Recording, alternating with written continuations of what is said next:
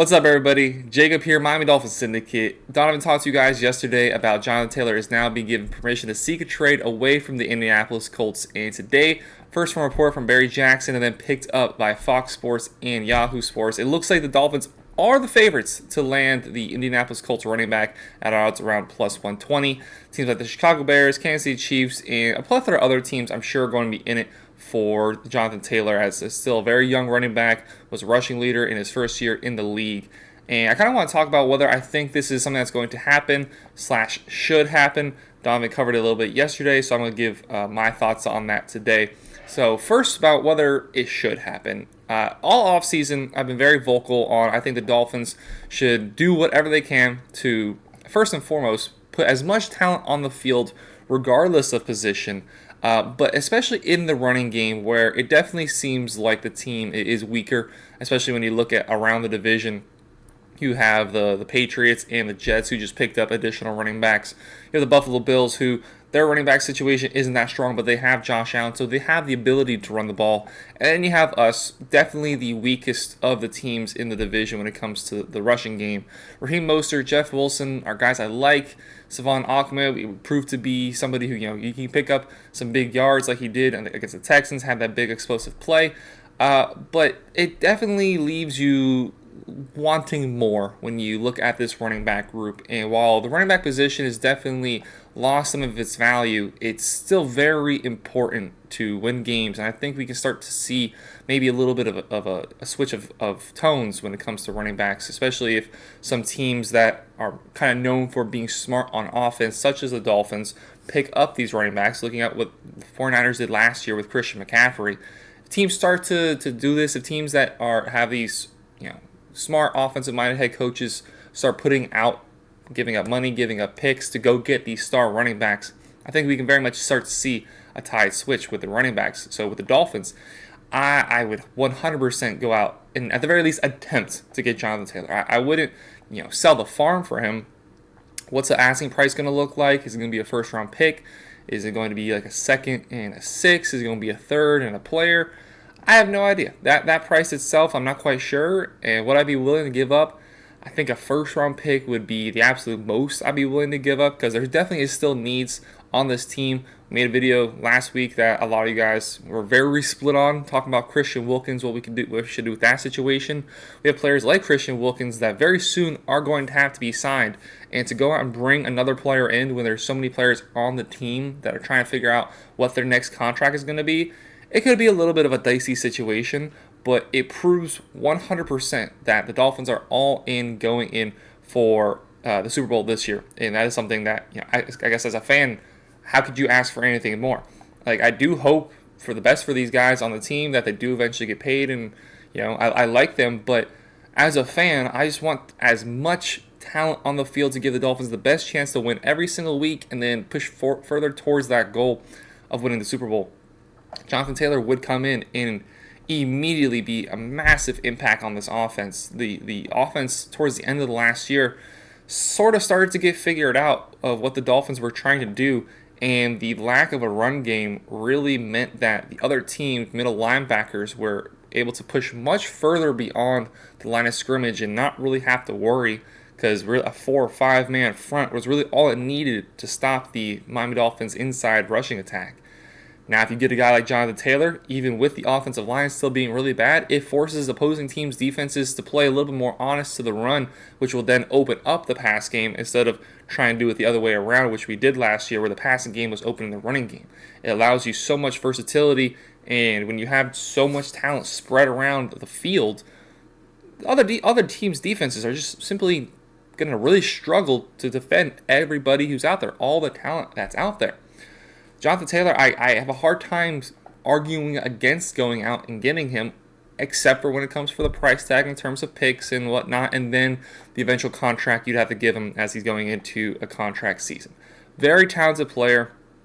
And then it just comes to, do I think the Dolphins can get him? Now, we do have the resources, we do have the need, but we did just watch with the Dalvin Cook situation that the Dolphins weren't willing to pay a premium price for a running back. Now, is that due to Dalvin Cook's injury issues? Is that due to him maybe losing a step over the last couple of years and not being quite the same running back that he was? Whereas you compare that with Jonathan Taylor, and Jonathan Taylor is in his prime, is a few seasons removed from leading the league in rushing, still very young and has a lot of years ahead of him. How much does that situation change based off the player? And I have to assume that's a massive difference where you have a guy who is entering his prime / in his prime versus Dalvin Cook, who is definitely entered the downslope of his career. Not quite sure how many effective years he has left in him. Signing Jonathan Taylor to that long-term extension, even for a running back, could prove so fruitful for this offense. It makes sense that we're in the first place. It makes sense that we're the betting favors, especially you look at the moves that we've made recently. Last year, going out and getting Bradley Chubb at the end of the trade deadline, even though it didn't quite work out, we now have two solid edge rushers on both sides, as well as Emmanuel Ogbah backing up the both of them. I proved we went all in on the defensive side, getting Tyreek Hill before that, then this offseason getting Jalen Ramsey. So many signs that the Dolphins are just going all in. And if you're going to go all in, go all in. And go all in with a player that is young and can be very effective for this team for years to come. Jalen Ramsey's a little older. Bradley Chubb is very much in that Jonathan Taylor realm where he just got that second contract. He's right there. So Tyreek Hill is in his prime. If anything, is maybe slightly past his prime, but if slightly past his prime is the best single-season reception or receiving yards numbers of Dolphins history, I'm okay with that. There's been so much effort to put good players on this Dolphins team, and there's no reason to stop here except for the money, except for the picks.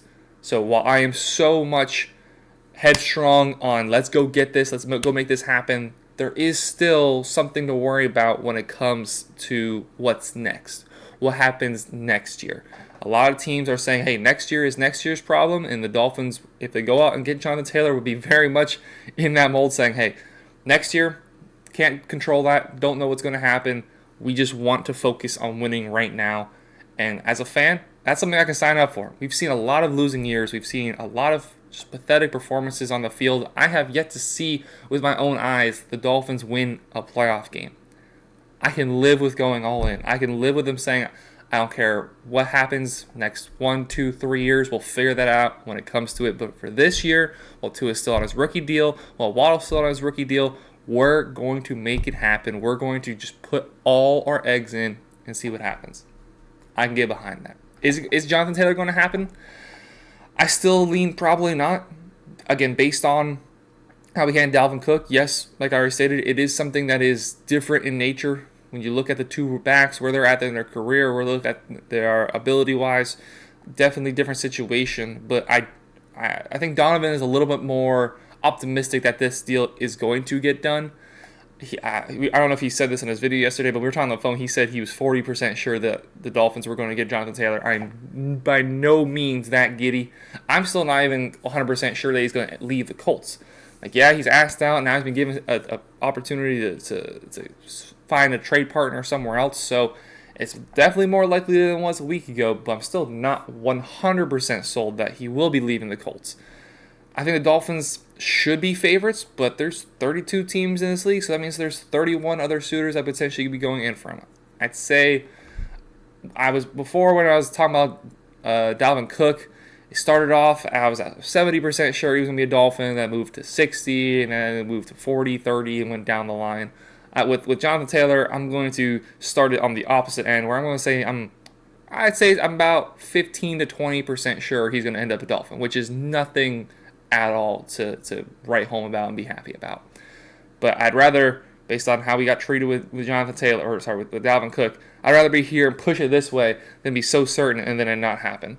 Do you guys want it to happen? Do you want the Miami Dolphins to go out and get Jonathan Taylor? Let me know down in the comments below. Thank you all very much for watching this JK Productions. That's my other YouTube channel, which I haven't used in years. Actually, not years. More like a year. This is Jacob, Miami Dolphins Syndicate. Thank you all very much for watching. Hope you have a great rest of your day. Take care, everybody.